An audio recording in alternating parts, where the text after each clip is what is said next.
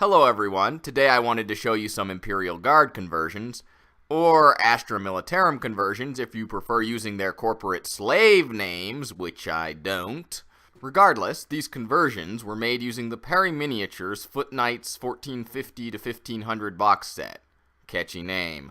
The first fun fact to note about this set is that my local game shop was selling it for $35, as you can see from the handy price sticker I left on for reference. And there are enough parts in the box to build 38 miniatures. Now I did buy this a while ago, and box sets on the Perry Miniatures website now sell for an average of £20, or just over 25 real dollars, but you also have to pay for shipping from England unless you already live in the UK. Either way, this is a pretty great price compared to Modern Games Workshop prices, where you'll easily pay $35 to $40 or more for a box of 10 miniatures. But what do you actually get for your money? Is the quality worth it? Well, actually, truth be told, the quality is pretty good. Now, most of the sprues are identical, with copies of the same 6 bodies. Unlike most Games Workshop models, the torsos and legs are all in one piece.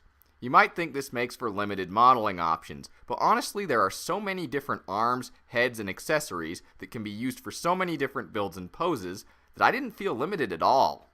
I found the details of the sculpts to be pretty close to some of the older Games Workshop model kits that are still being sold today, like the Cadians too. To make my Guardsman conversions, I added on various Cadian bits. The bulkier and even older Catachan arms probably wouldn't work quite as well, but any lasgun or lasgun equivalent parts made by a third party should fit just fine. These two have a mix of knight arms from their sprues and Cadian arms, and as you can see, the Cadian parts are pretty proportional. They are a bit thicker, and the Perry models are just a touch shorter on a round base than a Games Workshop model, but it's not really noticeable at all, especially compared with more recent Games Workshop models, which are also slimmer.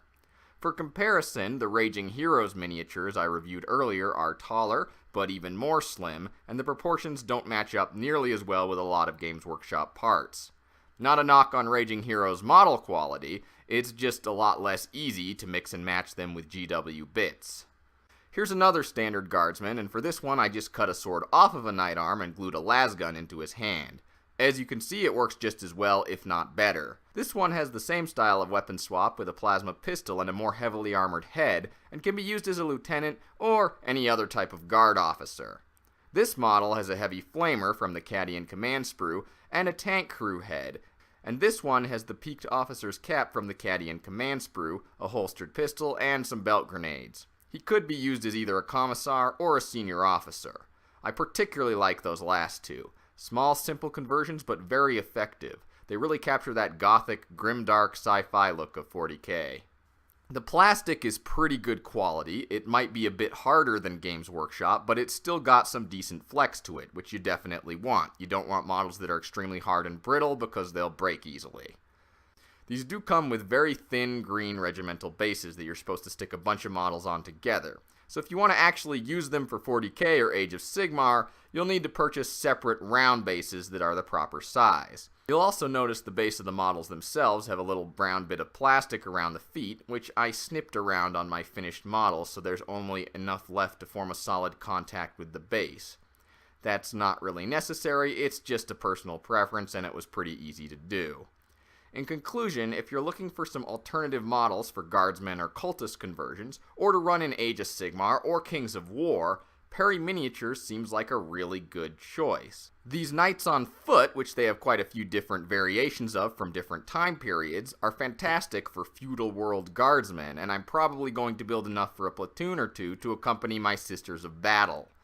Perry also carries a bunch of other historical miniatures that would also make great options for a creative hobbyist.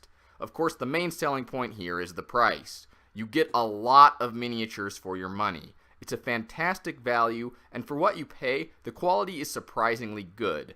Certainly much better than some other budget model options I've tried, like Wargames Factory, which tends to have fewer options, less detail on the models tend to be smaller, and the plastic tends to be more brittle. That really sums it up. It's just a really good deal. In case you're wondering, no, Perry Miniatures did not pay me to show their product. But if anyone from the company sees this video and wants me for a paid sponsorship, or just to send me free stuff to review, I'm totally open to it. Seriously guys, shoot me a message. stranger things have happened. As always, thanks for watching. If you enjoyed, be sure to like, and if you want to see more, click subscribe and the bell button to get notified of every new video. Have a great day, guys, and a happy holidays.